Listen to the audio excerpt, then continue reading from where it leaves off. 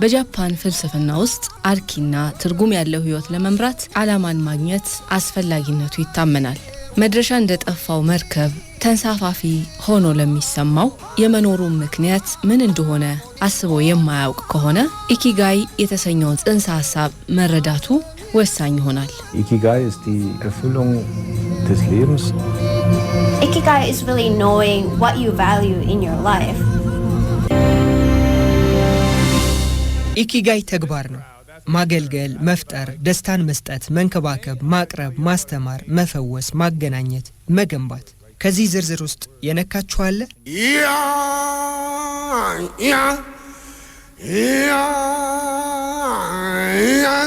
ኢኪጋይ የሚለው ቃል የመነጨው ከጃፓኖች ሲሆን የሁለት ቃላት ጥምረት ነው፣ ኢኪ እና ጋይ። ኢኪ ማለት ህይወት ማለት ሲሆን ጋይ ደግሞ ዋጋ ወይንም ጥቅም ተብሎ ይገለጻል። እናም ኢኪጋይ የመኖር ምክንያት፣ የመኖር ትርጉም የሚለውን ያመለክታል።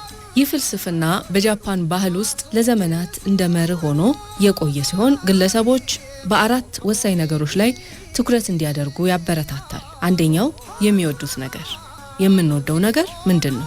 ሁለተኛው ጎበዝ የምንሆንበት፣ ዓለም ከኛ የምትፈልገው ነገር ምንድነው የሚለው ሶስተኛው ነው። አራተኛው ደግሞ ክፍያ ሊያስገኝ የሚችል ስራ። ቲም ታማሺሮ እባላለሁ። የሚዲያ ሰው፣ ሙዚቀኛና ደራሲ ነኝ። በተለይ በካናዳ የኪነ ጥበብና የብሮድካስት ኢንዳስትሪ ውስጥ ትልቅ ስም አካብቻለሁ። በህይወቴ ወደ ውጭ እንድወጣና ልዩ የሆኑ ነገሮችን እንድሰራ በውስጥ የሚገፋፋኝ ነገር ሁሉ ጊዜ ይሰማኝ ነበር። ይህንን ያደረገው ኢኪጋይ ሳይሆን አይቀርም ብዬ አስባለሁ። በህይወቴ ብዙ አስደናቂ ነገሮችን አድርጌያለሁ። በሪከርድ ኩባንያ ውስጥ ሰርቻለሁ። 6 የጃዝ አልበሞችን አውጥቻለሁ። በሀገሪቱ ሁሉ ተዘዋውሬ ተጫውቻለሁ። እንዲሁም በሬዲዮ ጣቢያ ለ10 ዓመታት ስኬታማ ጊዜ ነበረኝ። ነገር ግን ውሎ አድሮ አንድ ነገር ታዘብኩኝ። በነገሮች እየተደሰትኩኝ ቢሆንም እንኳን ያንን ሁሉ ነገር ለምን እንደማደርገው አላውቅም ነበር። የምወደውንና ጎበዝ የሆንኩበትን ነገር አውቃለሁ። ነገር ግን ያንን ለምን እንደማደርገውና ዓለምስ ያን ነገር ለምን እንደሚያስፈልገው አልተረዳሁም ነበር። ስለዚህ ባለፈው 1 ዓመት የኔ የራሴ ኢኪጋይ ምን እንደሆነ ለማወቅ ጊዜ ወሰድኩኝ። በመጨረሻም በሁለት ቃላት ቋጨሁት። የኔ ኢኪጋይ ደስታን መፍጠር ነው።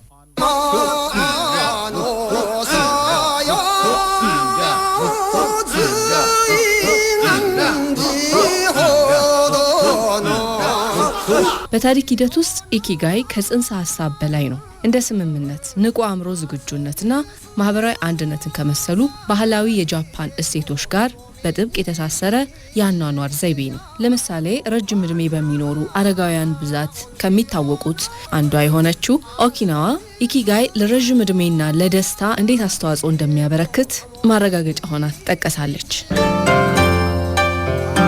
ትርጉም ያለው ህይወት ማለት የግድ መድረስ ያለባችሁ የመጨረሻ ግብ አይደለም። ትርጉም ያለው ህይወት ማለት አሁኑኑና በማንኛውም ጊዜ ልትደሰቱበት የምትችሉት ነገር ነው። በየቀኑ የምታገኙት ትንሽዬ ደስታ ተደምራ የህይወት ዘመን ሙሉ ደስታን ትፈጥራለች። እናም በመጨረሻ የምትወዱትንና ጎበዝ የሆናችሁበትን ነገር ለማወቅ ጊዜ ስትወስዱ የእናንተ ኢኪጋይ በግልጽ መታየት ይጀምራል። ነገሩ ቀላል ይመስላል፣ ግን ከባድ ነው። እኔ እንደሚመስለኝ ከሆነ ኢኪጋይ ልክ እንደ ካራቴ ደረጃዎች ወይም ቀበቶች ያሉት ነው። ከየትኛውም ቦታ ቢሆን መጀመር አለባችሁ። እኔ የቢጫ ቀበቶ ደረጃዬን ያገኘሁት በ20 ዓመቴ ይመስለኛል። በ20 ዓመቴ በወላጆቼ ቤት አልጋ ላይ ተኝቼ ለቀሪው ህይወቴ አስደሳችና አዝናኝ የሚሆን ምን ነገር ነው የምሰራው ብዬ አስብ ነበር። ዝም ብዬ ስራ መያዝ አልፈለኩም። ትኩረቴን በዋናው ተግባሬ ላይ ማድረግ ነበር የፈለኩት። እናም ልክ እንደ መብረቅ ብልጭታ አንድ ሐሳብ መጣልኝ። ካልጋዬ ላይ ቀና ብዬ ወደ ሙዚቃ ትምህርት ቤት እሄዳለሁ አልኩኝ። ያንን ያደረኩት ለ2 ዓመታት ሙዚቃ ተማርኩኝ። ከዚያም ቀን ጀምሮ በህይወቴ በሙዚቃ ዘርፎች ላይ ብቻ ተኮርኩ። ነገር ግን ምናልባት ከምንም በላይ ውድ የሆነ ነገር በመጨረሻም ከቤተሰቤ ጋር ወደ ኦኪናዋ ጃፓን ለመጓዝ እድል ማግኘቴ ነው። ኦኪናዋ ለኔ በጣም ውድ ቦታ ናት፣ ምክንያቱም አያቶቼ የተወለዱባት ቦታ በመሆኗ። በተጨማሪም ኢኪጋይ የመነጨው ከዚሁ ቦታ ነው። Do you enjoy life in your late 80s? Volunteer. volunteer. Why Okinawa? Like, why are the people here able to live so long? 戦争がなかったからね。Even inside of a house, they move. They're always moving around inside of the house. そうでしたね。 You're not lazy. No, not lazy. በኦኪናዋ የሚኖሩ የህብረተሰብ ክፍሎች እድሜ ጠገብ ናቸው። ሰዎች ቶሎ የማይሞቱባት ሀገር ተብላም ትታወቃለች። ኦኪናዋ የአኗኗር ልምዳቸው፣ ማህበራዊ መስተጋብራቸው፣ አመጋገባቸው፣ እንቅስቃሴያቸው ሁሉም ነገር ኢኪጋይ ያለው ነው። ዓላማ ያለው ህይወት ደግሞ የውስጥ እርካታን ይፈጥራልና በዚህ ምክንያት ረጅም እድሜ በደስታ ለመኖር እንደታደሉ ይነገራል። Oh, thank you. Yeah. What's your name? Drew. Eh? Drew. You. You? Yeah. My name is Hiroshi. Yeah. በነገራችሁ ላይ ኦኪናዋ በዓለም ላይ በነፍስ ወከፍ ሲሰላ ረጅም እድሜ የኖሩ ማለትም እድሜያቸው 100 ዓመት የሞላቸው ሰዎች በብዛት የሚገኙበት ቦታ ነው። 100 ዓመት የሆናቸው ሰዎች እዚያ በጣም ይከበራሉ። ነገር ግን ኦኪናዋ ለኔ በጣም ልዩ የሆነችው ከቤተሰቤና ከኢኪጋይ ጋር ባላት ትስስር የተነሳ ነው። እናም ይህ የኢኪጋይ ፍልስፍና በዓለም ዙሪያ ለምን ሊሰራጭ አልቻለም ብያስብ ነበር። ከኦኪናዋ የመጣ እናንተ ማስቀድማችሁ የምታውቁት ሌላ ሐሳብ አለ። እሱም ካራቴ ነው። ልክ እንደ ካራቴ ኪድ ዳንኤልሰን። ካራቴ የሚለው ቃል በጃፓን ሁለት ቃላት ነው። ካራ ማለት ባዶ ማለት ሲሆን ቴ ማለት ደግሞ እጅ ማለት ነው። ስለዚህ ቀጥተኛ ትርጉሙ ባዶ እጅ ማለት ነው። እንደ አውሮፓውያን አቆጣጠር በ1609 የጃፓን ጦር ኃይሎች ኦኪናዋን ወረሩ። በጦርነቱም አሸነፉና ኦኪናውያንን ከእንግዲህ በኋላ የጦር መሳሪያ መያዝ አትችሉም፣ መሳሪያችሁን አስረክቡን አሏቸው። ኦኪናውያኑም እሺ መሳሪያዎቹን እንካችሁ፣ እጆቻችን መሳሪያዎችን ይሆናሉ አሉ። ያኔ አስቀድሞ ካራቴን ፈጥረው ነበር፣ በወቅቱ ካራቴ ብለው ባይጠሩት። ነገር ግን ልዩ የሆነ የራስ መከላከያ ዘዴ እንዳላቸው ያውቁ ነበር። በመቀጠል በሁለተኛው የዓለም ጦርነት ወቅት ሌላ አስከፊ ጦርነት በኦኪናዋ ላይ ተካሄደ። በዚህ ጊዜ የአሜሪካ ጦር ኃይሎች ከጃፓን ጦር ኃይሎች ጋር ነበር የተዋጉት። ታሪክ እንደሚያሳየው የአሜሪካ ጦር የኦኪናዋን ጦርነት አሸነፈ። ከዚያው ጊዜ ጀምሮም እዚያው ሰፈሩ። ከዚያ ጊዜ ወዲህ የአሜሪካ ወታደሮች ካራቴን ለመጀመሪያ ጊዜ ባይናቸው ተመለከቱና ይህ ነገር በጣም አሪፍ ነው፣ እኛም ካራቴ መማር እንፈልጋለን አሉ። እናም ተማሩ። ውሎ አድሮም ወደ አሜሪካ ይዘው ተመለሱ። ከዚያም እየተስፋፋ ሄደ። አሁንማ ሁሉም ሰው ስለ ካራቴ ያውቃል አይደል? ይህ የተገኘው ከኦኪናዋ ነው። ሌላው ከኦኪናዋ የመጣው ጽንሰ ሐሳብ ደግሞ ኢኪጋይ ነው።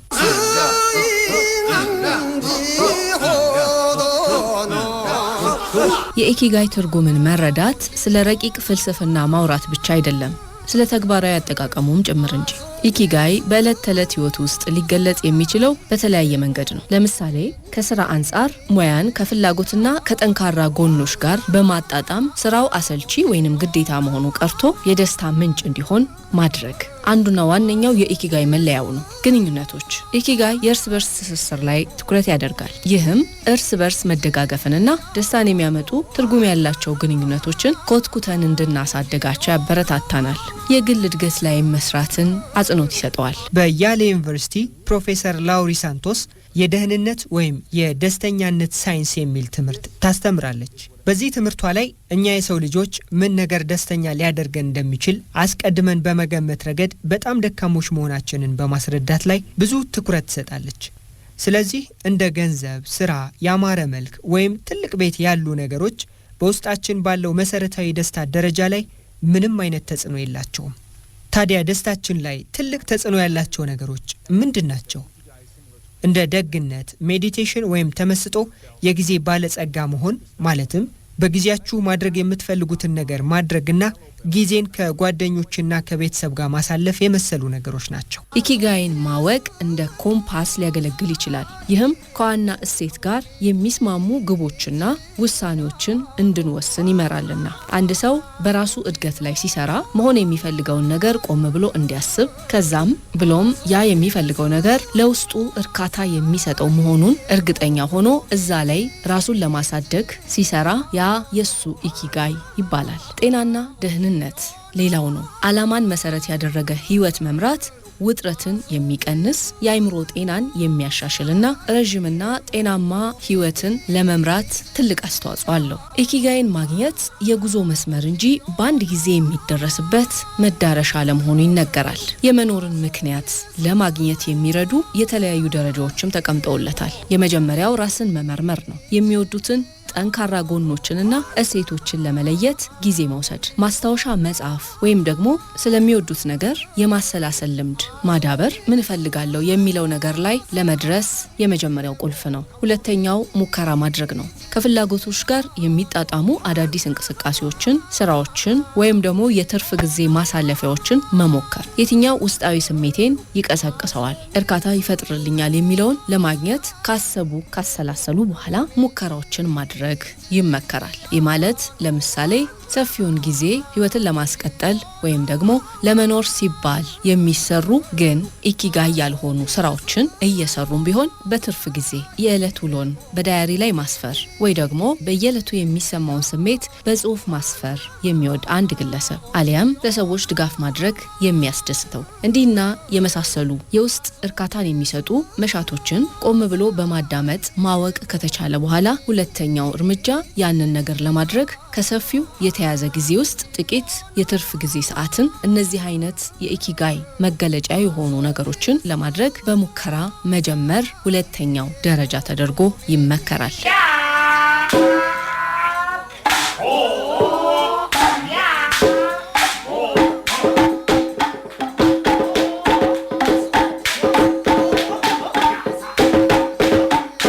ከሌሎች ሰዎች አስተያየት መቀበል። አንዳንድ ጊዜ ሌሎች ሰዎች የኛን ጥንካሬና ፍላጎት ከራሳቸው በላይ በግልጽ ሊያዩ ይችላሉ። እናም ከሚያምኗቸው ጓደኞች ወይንም አማካሪዎች አስተያየትን መቀበል ማድመጥ መቻል እጅግ ያግዛል።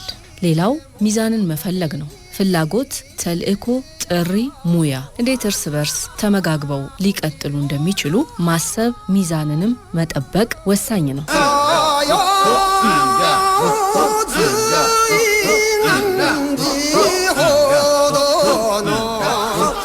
አሁን ምናልባት በውስጣችሁ የቲም ኢኪጋይ ምን እንደሆነ አውቀናል።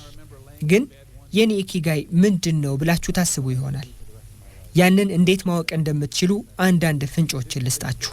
በትርፍ ጊዜ እንድትጀምሩ መክራችኋለሁ። በትርፍ ጊዜ ኢኪጋይን መለማመድ በጣም ወሳኝ ነገር ነው። ስክሪኑ ላይ ስትመለከቱ በቀን ውስጥ ምንም የማታደርጉባቸው 2 ክፍለ ጊዜዎች አሉ። እነዚህም ተደምረው 8 ሰዓት ያህል ይይዛሉ። ስለዚህ እናንተ ተግባር ከምሽቱ 5 ሰዓት እስከ ሌሊቱ 9 ሰዓት ባለው ጊዜ ላይ ማተኮር ትችላላችሁ። በትርፍ ጊዜ ጀምሩ። የምትወዱትንና ጎበዝ የሆናችሁበትን ነገር ፈልጉ። በዛ ነገር ላይ ለፈለጋችሁት ያህል ጊዜ ያሳልፉ።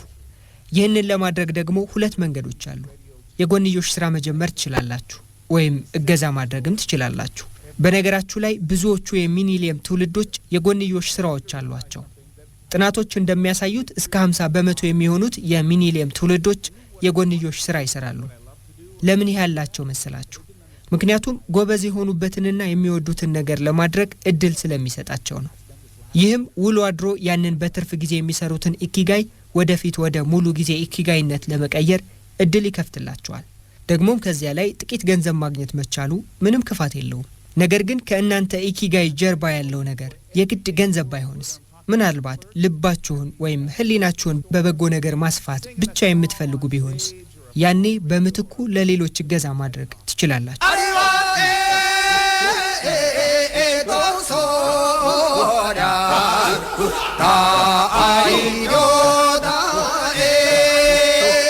ስለ ኢኪጋይ ትርጉም ስንወያይ ኢኪጋይን መሰል ጽንሰ ሐሳቦችን ለመግለጽ ወሳኝ የሆነ ካንጂን ጨምሮ ሰፊውን የጃፓን ባህል አውዱን ማንሳት ጠቃሚ ይሆናል። ካንጂ ከቻይናውያን የተዋሰ ውስብስብ የፊደላት ስርዓት ነው ተብሎ ይገለጻል። አንዳንዶች ካንጂ በተለይ የዲጂታል ግንኙነት በተስፋፋበት በዚህ ዘመን እጅግ አስቸጋሪና አሰልቺ ነው ይባላል። ሆኖም ግን ካንጂ አሁንም የጃፓናውያን ማንነት መሰረት ሆኖ ቀጥሏል። እንደ ኢኪጋይ ያሉ ቃላት ያለ ካንጂ ጥልቅና ረቂቅ ሚስጥራቸውን ያጣሉ ተብሎም ይገለጻል። የማይሸረሸረውን የኢኪጋይን ጽንሰ ሐሳብ ጨምሮ የጃፓንን ስነ ጽሁፍ ጥበብና ፍልስፍና ማበልጸጉ ይመሰከርለታል። ትርጉም ያለው ህይወት መምራት ብዙ ስራ፣ ብዙ ድካም ይጠይቃል። ነገር ግን እናንተ ለዚህ ድካም የሚመጥን ዋጋ ያላችሁ ሰዎች መሆናችሁን አስቀድማችሁ በደንብ የምታውቁ ይመስለኛል። አሁን ደግሞ እንዴት ማድረግ እንደምትችሉ የሚያሳያችሁ የኢኪጋይ ካርታ በእጃችሁ አለ። ስለዚህ ኢኪጋይን እንድትሞክሩ ተጋብዛችኋለሁ።